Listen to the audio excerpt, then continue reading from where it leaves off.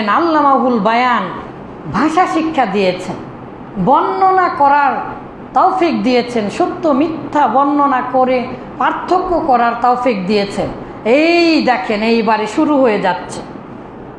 ভাষা শিক্ষা দিয়েছেন, সাথে সাথে আল্লাহ তাআলা রহস্য বর্ণনা করছেন। আর শামসু, এই যে সূর্য, ওয়াল কমারু, এই যে চন্দ্র, বিহুসবান, হিসাব মতো চলে। তারা তাদের স্বাধীন মতো চলতে পারে না। আমি তোমাকে ভাষা শিক্ষা দিয়েছি, তুমি অশালীন অযথা বলতে পারো না। মুক্তাজায়ে হাল, বিচার বিবেচনা করে, চিন্তা ভাবনা করে তুমি কথা বলো। না হলে রাসূলুল্লাহ সাল্লাল্লাহু আলাইহি ওয়াসাল্লাম বলেছেন, মান সমাতা নাজা, যে চুপ থাকে সে নাজা পায়। আর আমাদের দেশে হবে সেই ছেলে কবে কথায় না বড় হয়ে কাজে বড় হবে, কাজেও বড় হতে হবে, কিন্তু কথাতেও বড় হতে হবে। পাকাপাকি কবিতায় কাজী নজরুল ইসলাম বলেছেন, কথায় যে পাকা হয় কাজেও সে টনটন। কথাতে পাকা হলেই যে কাজে পাকা হবে এমন তো না। এই জন্য আমি বলেছি কথা যে পাকা হয় হতে পারে কাজেও সে টনটন। আর যদি কথায় না বলতে পারে তাহলে আবার আপনার দ্বারা বোবার ভূমিকা পালন করা যাবে। এজন্য ভাষা শিখতে হবে, সৌন্দর্য করতে হবে। এইবারে এভাবে বলতে হবে, মানুষদের সাথে দিন প্রচারের ক্ষেত্রে আপনি আপনার মতো কথা বলতে পারবেন না, কোরআন হাদিসের কথা বলতে হবে। যেমন আল্লাহ তাআলা বললেন, আশ-শামসু ওয়াল কমারু বিহুসবান, এই যে চন্দ্র, এই যে সূর্য, তারা হিসাব মতে চলে। তারা অযথা হাঁটাচলা করতে পারে না,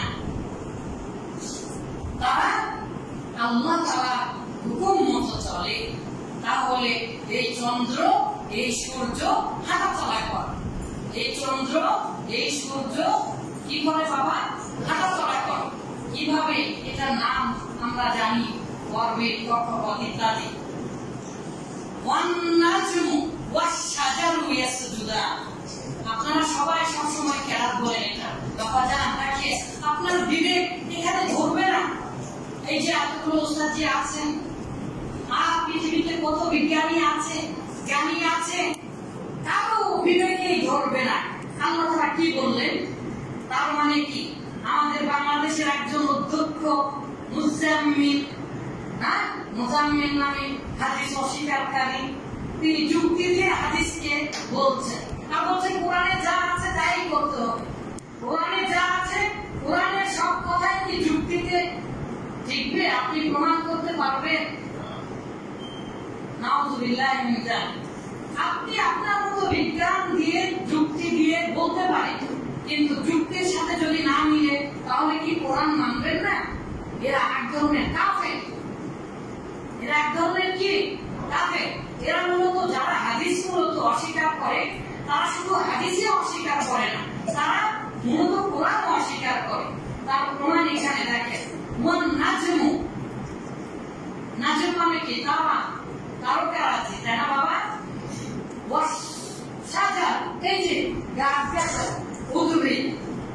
তাহলে চন্দ্র, সূর্য, গ্রহ, তারা, সকল কিছু, তারাগুলি, পৃথিবীতে লক্ষ কোটি তারা, এবং এই যে গাছ দেখতে পাচ্ছেন, ইয়াসজুদান, এই তারাগুলি আর গাছগুলি সিজদা করে। এই যে আব্বাজা, আপনি যতই কম বসে বলেন তো গাছের সিজদা করা আপনি দেখতে পান? পৃথিবীতে কোটি কোটি তারা যে মহাকাশে আছে, আপনি কি তাদের সিজদা করা দেখতে পান? কি দিয়ে প্রমাণ করবেন? পৃথিবীর কোন বিজ্ঞান আছে, কোন যুক্তি আছে প্রমাণ করবেন? তার মানে আল্লাহকে যারা সিজদা করে এই কথাটা বিশ্বাস করতে হবে। তারা সিজদা করে এই কথা বিশ্বাস করতে হবে। এই কথা বিশ্বাস করে এইভাবে আপনার অনুবাদ করতে হবে। আপনি বেশি পাকা, আবার পক্ষ পাখি বা পাখি নিবে খাই বলে আপনি যা তা ভাবে অনুবাদ করতে পারবেন না, অথবা যুক্তির নিরিখে বিজ্ঞানের একেবারে অতল তলানিতে নিয়েছে, এগুলো অস্বীকার করতে পারবেন না। এজন্য আসুন আমরা আমাদের ভাষাগুলোকে সুন্দর করি, শুদ্ধ করি এবং কোরআন হাদিসে যেভাবে যেটা বর্ণনা করা আছে সেভাবে সেটাই বলার চেষ্টা করি। মহান আল্লাহ তাআলা আমাদেরকে তৌফিক দান করুন। আল্লাহুম্মা আমিন। আসসালামু আলাইকুম ওয়া রাহমাতুল্লাহি ওয়া বারাকাতুহু।